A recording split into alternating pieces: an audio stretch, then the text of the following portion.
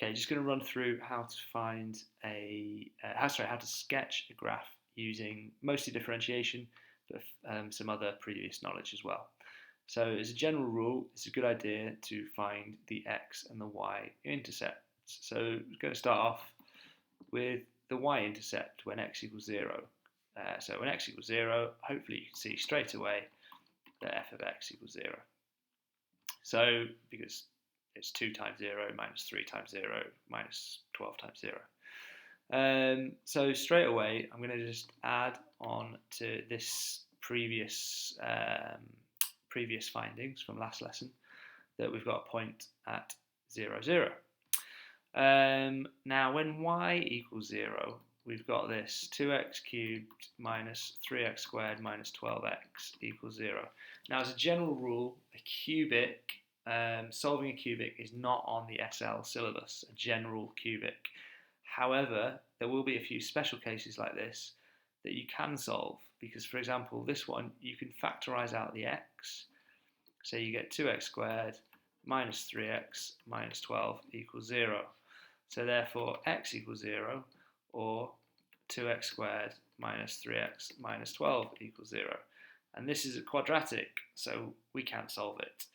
We're not going to solve that now because it will take too long, but basically you should be able to get that the result of this is x is 3 plus or minus root 105 over 4 without a calculator. Now, we're just going to pretend that we've got a calculator in a non-calculator exam, just so we get an idea of where these numbers lie.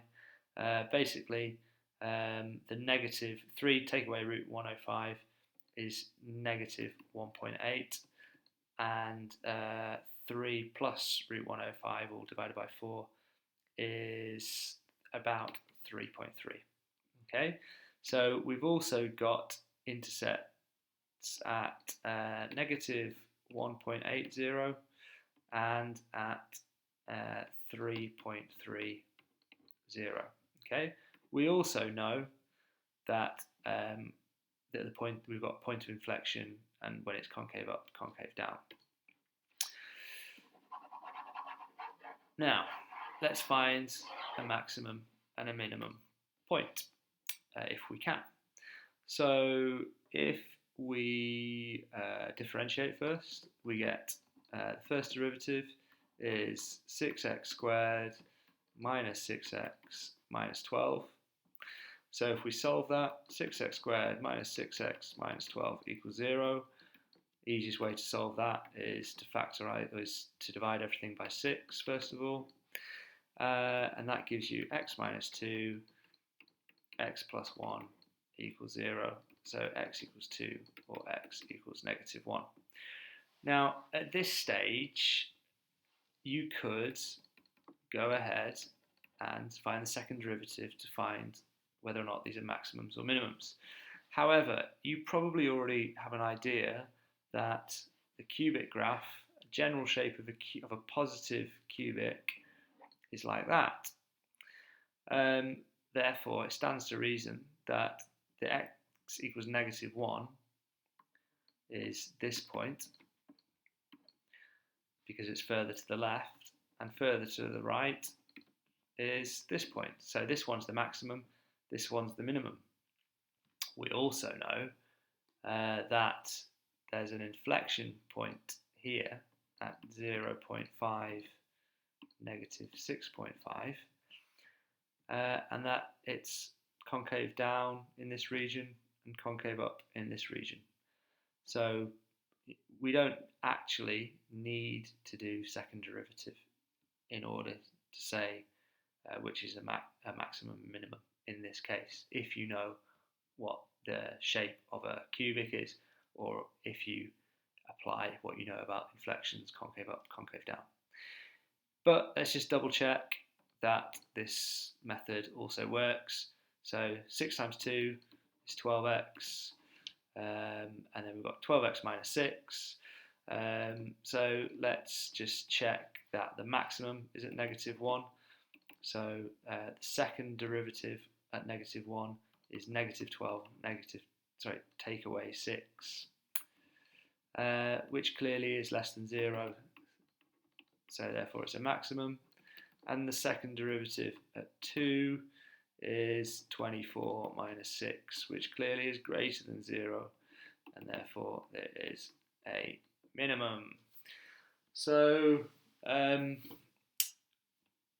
last thing to do is to find these y values, okay, which is just substituting into f of x. So I'm just going to tell you now that if you substitute -1 into there, we get +7, and if we substitute 2 into there, we get -20. Okay, so the final step is just to make that into a neat sketch. Okay, we've got a point here at 0, 0. We've got a point here at -1.80, and we've got a point here. In fact, let me make that point a little bit further on at 3.3. We've also got a maximum point at -1, 7. Okay. Bear in mind this doesn't need to be to scale, so long as the points are clearly marked. You've also got a minimum point at 2, so let's call that the 2, and -20 down there. Clearly not to scale, doesn't matter, so long as everything's clearly marked, just a sketch. So it goes, it would be a nice smooth curve, and it keeps going down to our minimum point, and then it goes back up and then through the x-axis again. Now that's probably not very clear, is it? So I'm going to just get rid of that and just make that a bit clearer, that it goes through to -20. Okay,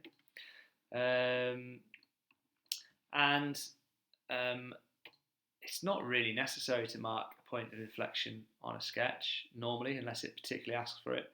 But as we know what it is, let's just mark it in there. The point of inflection is at half, -6.5. Okay, and here's one I prepared earlier. You can see that if you wish, you can compare it and just check that it all does make sense. Okay.